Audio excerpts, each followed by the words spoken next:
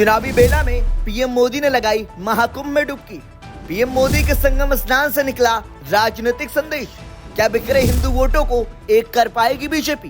प्रधानमंत्री नरेंद्र मोदी आज यानी बुधवार को प्रयागराज महाकुंभ में डुबकी लगाए हैं। चुनावी बेला में पीएम मोदी के संगम स्नान को आध्यात्मिक और राजनीतिक दोनों मायनों में खास माना जा रहा है। दरअसल आध्यात्म के लिहाज से देखें तो माघ अष्टमी पर पुण्य काल में पीएम मोदी ने त्रिवेणी में स्नान किया है, जबकि आज दिल्ली विधानसभा चुनाव और अयोध्या की मिल्कीपुर सीट पर उपचुनाव के मतदान भी हैं।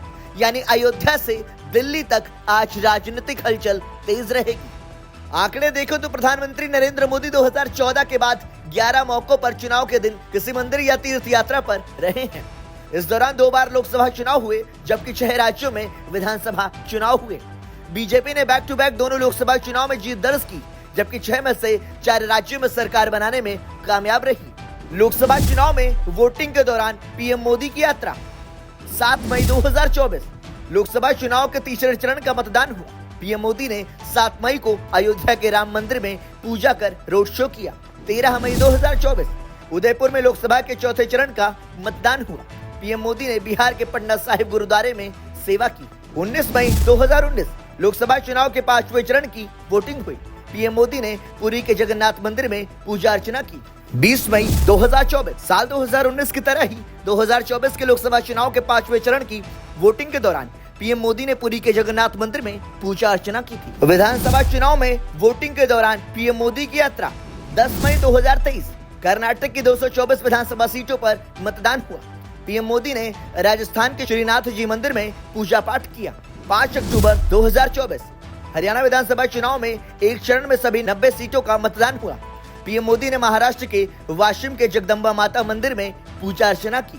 27 मई 2021 पश्चिम बंगाल विधानसभा चुनाव के पहले चरण का मतदान हुआ। पीएम मोदी ने बांग्लादेश के ढाका में यशस्वरी मंदिर शक्तिपीठ में पूजा पाठ किया।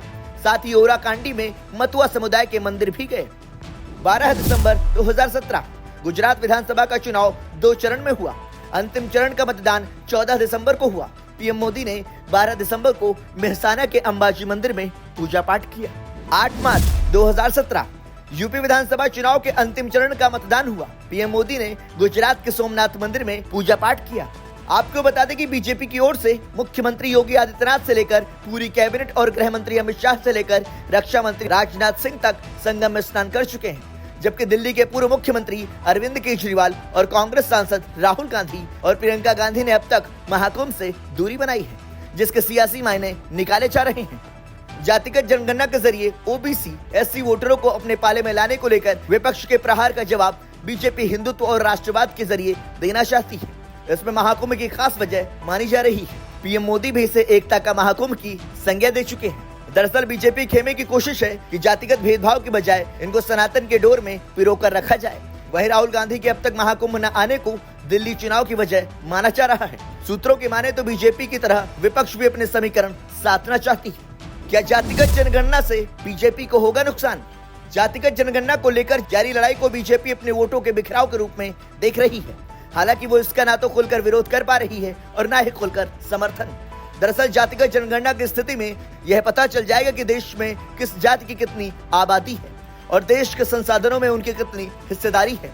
बीजेपी को डर है कि इससे हिंदुत्व वाले वोटों में बिखराव होगा और अन्य पिछड़ा वर्ग यानी ओबीसी में उसकी पैठ कमजोर हो जाएगी। माना जा रहा है कि ओबीसी ही देश का सबसे बड़ा जातीय समूह है, इसलिए बीजेपी नेताओं का जोर अब हिंदुत्व की बजाय सनातन की राजनीति पर है। वो सनातन की डोर में सबको बांधना चाहते हैं। उनको लगता है कि सनातन की डोर हिंदुत्व से और भी मजबूत होगी। इसलिए मुख्यमंत्री योगी आदित्यनाथ लगातार सनातन धर्म की बात करते हैं और प्रधानमंत्री नरेंद्र मोदी भी महाकुंभ को एकता का महाकुंभ बता चुके हैं। ब्यूरो रिपोर्ट, संदेश वाहक।